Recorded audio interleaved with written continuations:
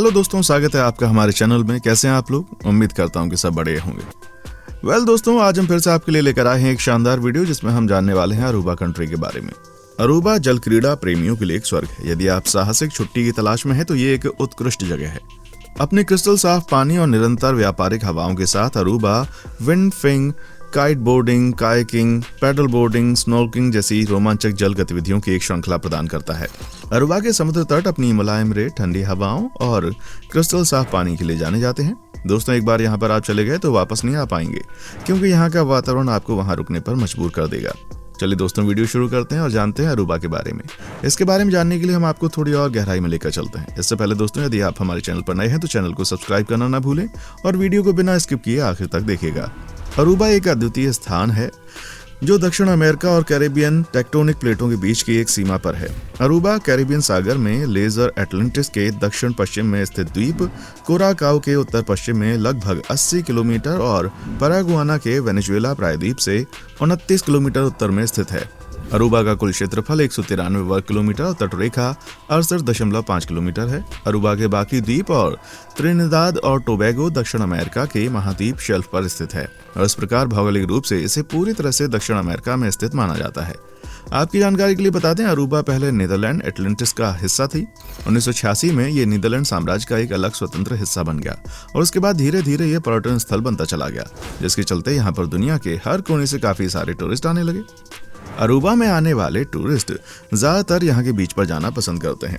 यहाँ पर जो दक्षिण और पश्चिम में मौजूद सफेद रेत वाले समुद्र तट, उत्तर पूर्व में थोड़े अतरंगी समुद्र तट और बाकी जगह जो रेगिस्तान से घिरी हुई है, इसका वातावरण लोगों को अपनी ओर आकर्षित करता है।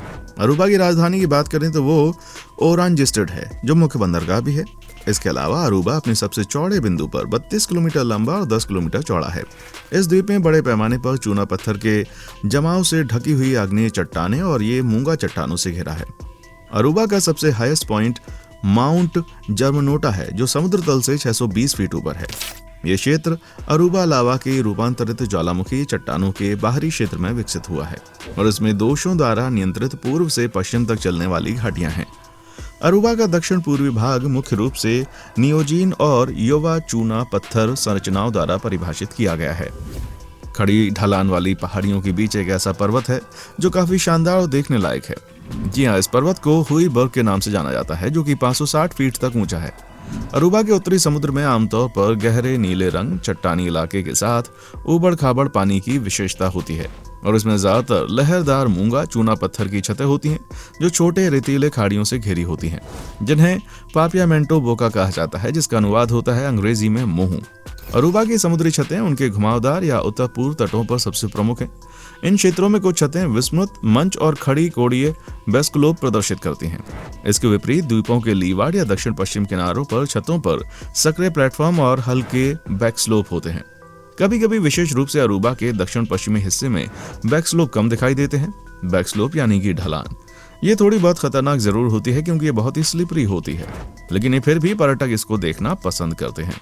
यहाँ कुछ स्थानों पर डायराइट के विशाल शिलाखंडों को एक दूसरे के ऊपर विशेष रूप से रख दिया गया है। आपकी प्राकृतिक जानकारी के लिए बता दें, अरूबा में बंजर मिट्टी है, जहाँ पर प्राकृतिक सिंचाई बहुत कम या बिल्कुल नहीं होती। अधिकांश पीने का पानी समुद्र जल को अलवीकरण करके प्राप्त किया जाता है। इसके अलावा अरूबा में एक अवरोधक चट्टान है। ये आमतौर पर लगभग 40 गज दूर स्थित है और पुंटा ब्रावो और ओरांजेस्टेड के दक्षिण पश्चिमी तट तक फैली हुई है और ये मूंगे से बना है और 2 से 10 फीट ऊंचाई वाले मूंगे के टुकड़ों के समुद्र तट से घिरा हुआ है। समुद्र की ओर चट्टान कम से कम 150 फीट की गहराई तक फैली हुई है। दोस्तों, यहाँ पर तापमान औसतन 81 डिग्री फ़ारेनहाइट तक होता है और उत्तर पूर्व क्षेत्र में हवाओं से गर्मी कम हो जाती है। यहाँ पर बारिश ज्यादा नहीं होती, बारिश कम और परिवर्तनशील होती है। समुद्र के बीचों बीच होने के बावजूद ये द्वीप तूफानों के रास्ते में नहीं आता। हालांकि कभी कभार बड़े तूफान आने पर उसका थोड़ा बहुत इस पर असर होता है। अरूबा पर दिखाई देने वाली सबसे पुरानी जियोलॉजिकल यूनिट ALF है, जिसमें बेसाल्टिक संरचना की ज्वालामुखी और ज्वालामुखी चट्टानें शामिल हैं, जिनकी मोटाई 3000 मीटर से अधिक है। अरूबा बायोलिथ की घुसपैठ के कारण इन चट्टानों का कायापलट हो गया है। इस संरचना की आयु टीरोनियन मानी जाती है, जो कि सामूहिक मडस्टोन में पाए जाने वाले एमोनाइट छापों से समर्थित है। अरूबा बाथुलिथ, जिसने अरूबा लावा संरचना में घुसपैठ की, मुख्य रूप से हार्नब्लेंड टोन लाइट से बना है। टोन लाइट की छत में कॉर्ड्स, नोराइट से लेकर कॉर्ड्स, हॉर्नब्लेंड, ग्रैम्ब्रो तक के पेंडेंट मौजूद हैं। अरूबा लावा संरचना और बाथुलिद दोनों कई बार बांधों द्वारा प्रतिच्छेदित होते हैं।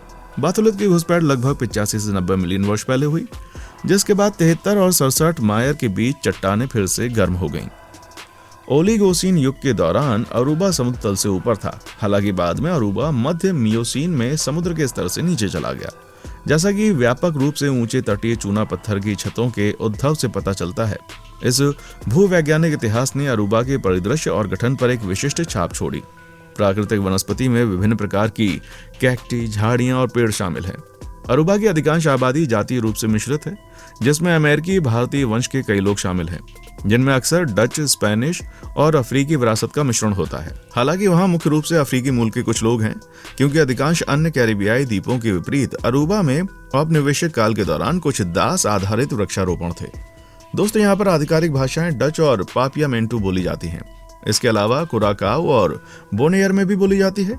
एक क्रियोल जो मुख्य रूप से पुर्तगाली, स्पेनिश और डच से विकसित हुई है। अंग्रेजी और स्पेनिश का भी व्यापक रूप से उपयोग किया जाता है। लगभग 3/4 लोग रोमन कैथोलिक हैं। प्रोटेस्टेंट और यहोवा के साक्षियों के छोटे अल्पसंख्यक हैं। यहाँ पर जन्म और मृत्यु दर दोनों अपेक्षाकृत कम है और प्राकृतिक वृद्धि की दर वेस्टइंडीज के औसत से भी कम है। पुरुषों और महिलाओं दोनों के लिए जीवन प्रत्याशा इस क्षेत्र में सबसे अधिक है और विकसित देशों के बराबर है। यहाँ पर रहने वाले लोगों को रोजगार सिर्फ यहाँ पर आने वाले टूरिस्ट की वजह से चलता है और यही टूरिज्म यहाँ की अर्थव्यवस्था का आधार है। भले ही यहाँ की सारी गतिविधियां टूरिज्म पर केंद्रित हैं, लेकिन बैंकिंग और अन्य सेवाएं काफी महत्वपूर्ण हैं। दोस्तों, आपको जानकर हैरानी होगी, 16वीं शताब्दी की शुरुआत में पेश की गई जंगली बकरियां और गधे अरूबा के पर्यावरण के लिए खतरा पैदा करते हैं, जिससे अत्यधिक चराई के कारण प्रत्यक्ष और अप्रत्यक्ष दोनों तरह के नुकसान होते हैं। इससे अक्सर पारिस्थितिकी तंत्र खराब होता है और जैव विविधता में गिरावट आती है। अपने प्रभाव के बावजूद ये जानवर स्थानीय खाद्य स्रोत बने हुए हैं। बकरी का स्टू और सूप इस क्षेत्र में लोकप्रिय व्यंजन है। आरिकोक, जो देश के 20% हिस्से में फैला हुआ है, बकरी की एक बड़ी आबादी का घर है। लाइन फिश मूल रूप से इंडो पैसिफिक से 1980 के दशक के मध्य में अटलांटिक महासागर में लाई गई थी। उनकी आबादी तब से बढ़ गई है। यहाँ के गोताखोर इन लाइन फिश को मारकर उनकी आबादी कम करने का प्रयास करते हैं। साल 1999 में प्रारंभिक बोआ कंस्ट्रक्टर की खोज अरूबा में की गई थी। उनकी वृद्धि को नियंत्रित करने के प्रयासों के बावजूद 2005 तक पूरे द्वीप को कवर करने वाली आबादी ने यहाँ अपनी पकड़ बना ली थी। एक आक्रामक प्रजाति होने के कारण उनका अनुकूलनीय आहार संभावित रूप से कई मूल आबादी को खतरे में डाल सकता है। वो ज्यादातर स्तनधारियों, छिपकलियों और पक्षियों को अपना आहार बनाते हैं। दोस्तों, वीडियो में आगे बढ़ने से पहले जरा ये बताइए कि आप कहाँ से हमारी वीडियो देख रहे हैं। दोस्तों, आरिकोक नेशनल पार्क फाउंडेशन अरूबा के कुल सतह क्षेत्र के लगभग 25% की देखरेख करता है। तो आज की वीडियो में बस इतना ही। उम्मीद करता हूँ आपको अरूबा के बारे में जानकर वहां पर छुट्टियां एंजॉय करने का मन किया होगा। आपको मेरी राय ये है कि आपको एक बार जरूर यहाँ पर जाना चाहिए। वीडियो कैसी लगी कमेंट सेक्शन में आकर बताएं। वीडियो को लाइक, शेयर और सब्सक्राइब करें। देखने के लिए शुक्रिया।